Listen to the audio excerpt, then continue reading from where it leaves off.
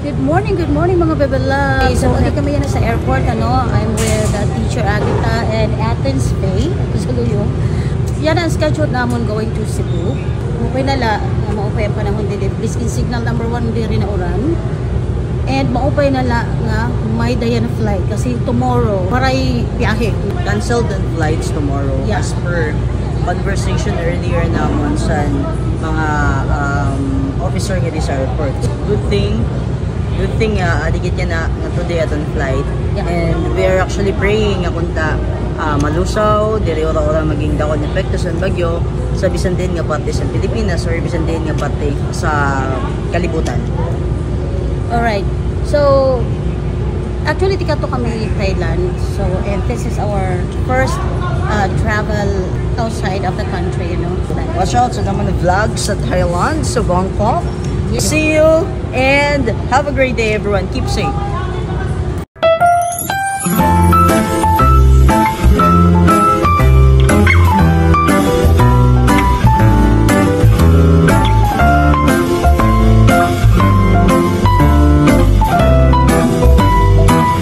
Nandito na kami sa Cebu, mga bebe loves. Medyo kinabahan kami kanina kasi medyo malikot ang eroplano. Buti na lang at thank you Lord, we're okay. Ayan, dahil sa nagtitipid kami, magbabas lang kami mga bebe loves going to SM Cebu. Kasi pinaghahandaan namin talaga yung trip namin sa Thailand. Kaya dito magtitipid talaga kami. Di ata magkuha ticket.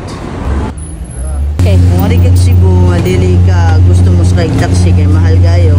Kunya, nasa na yung bus going to SM Cebu. Kabalo. How much ang pesos ticket? ang usa. Okay. Good. Ang Kaya sasa? pareho sa mo ang may kwarta nga da.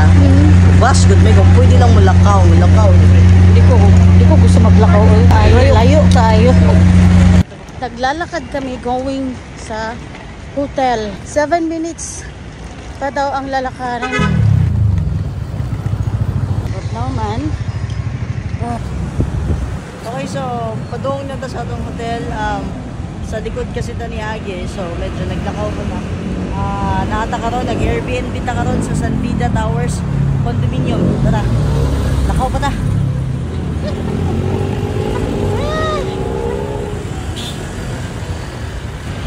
Suat Bangla siya sa SM City Cebu.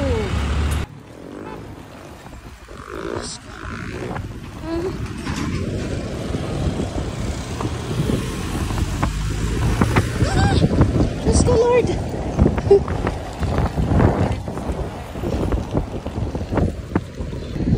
Makulimlim dito sa Cebu. Ayan, medyo mahangin na. Hi God, so we're here na. So medyo napagod tayo dun sa 7 minutes ba? 7 minutes na nalakad, papunta dito sa hotel. So ayan, iiwanan muna namin yung mga gamit namin dito kasi 2 PM pa ang check-in. So kakain muna kami sa gilid-gilid. Paano kumain ng limited ang budget? So type ko lang siya mo. Ha? Sa microwave.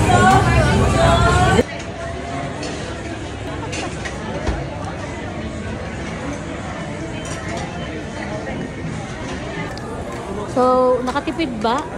Nakatipid bakit? Mapay kumahon sa food court, kada mo ka-choices, variety of food.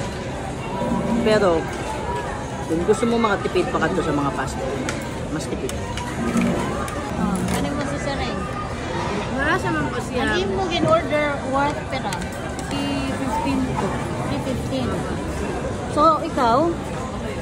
Worth? 450. 450. Kami, worth mo? Labi, gahit lang.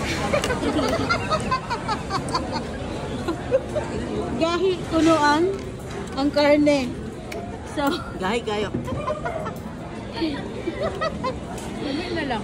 yeah, oo. Dapat kung nagtitipid, fast food talaga, Kasi fixed ang price. And, kaya la, wari sabaw-sabaw. Kasi karuyag naman kuha akong sabaw eh. So, karuyag kasi naman na may sabaw, So, kasi rin sa iba nga, kung nakatipid ka ko ng sapato sa food court, Pero sa Undla, diri ka gyapon nakakatipid ano. Damo la di choices and foods ano. Pero kung tipid ang pag-iistoryahan, karinderya diri sa gawas, diri sa food court.